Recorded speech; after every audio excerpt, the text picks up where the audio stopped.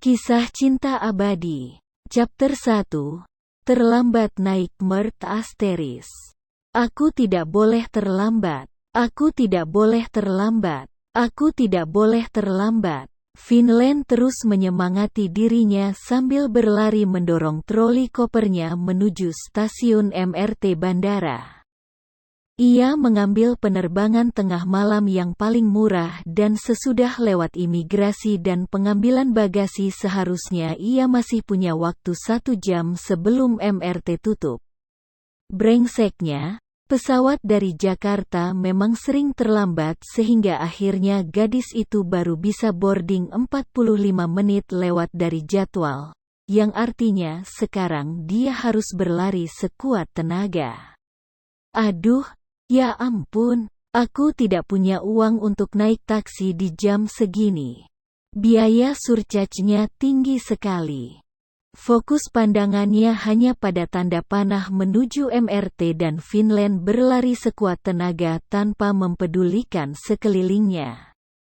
Ia terlambat melihat seorang pemuda yang berjalan melintas santai di depannya sambil mendorong sebuah koper kecil.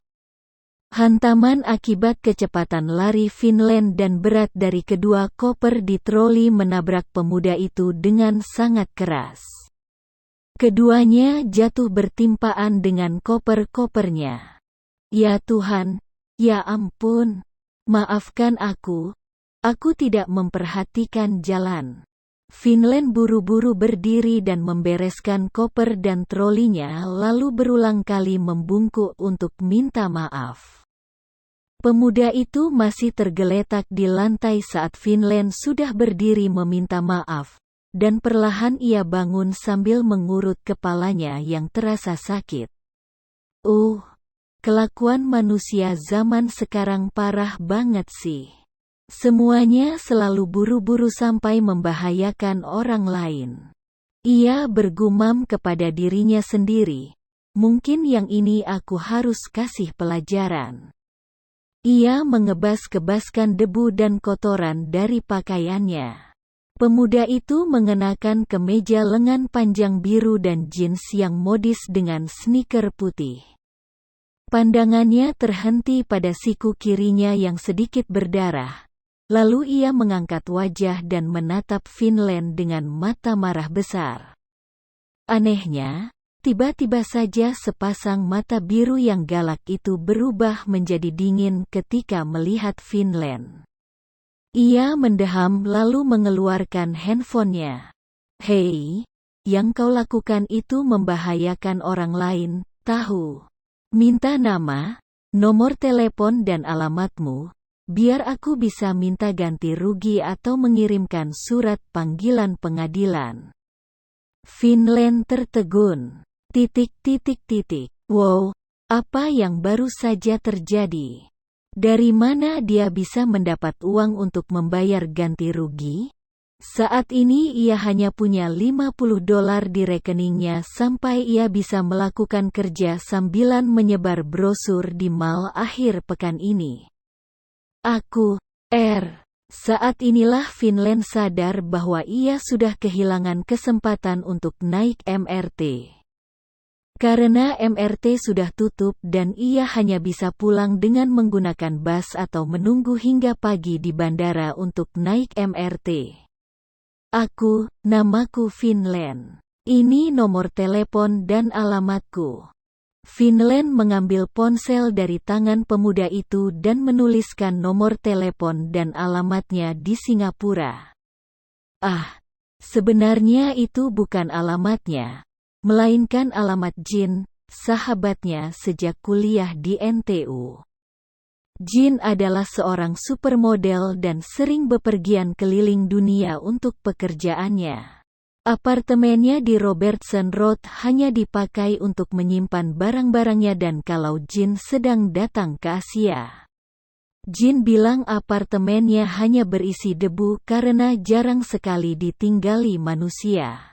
Setelah Finland lulus kuliah dan harus keluar dari asrama, ia menjadi khawatir karena ia harus mencari pekerjaan dan tempat tinggal di Singapura.